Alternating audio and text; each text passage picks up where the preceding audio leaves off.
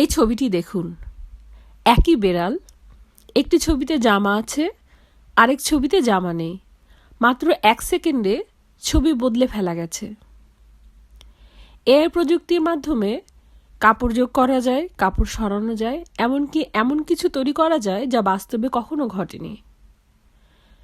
এখন দেখুন মেরিলিন মনরোর সাদা কালো ছবিটি প্রায় 70 বছর আগের, কিন্তু আজ মাত্র 1 সেকেন্ডে এই ছবিকে রঙিন করা যায়, এতটাই নিখুঁতভাবে যে আসল আর পরিবর্তিত ছবির মধ্যে পার্থক্য খুঁজে পাওয়া যায় না।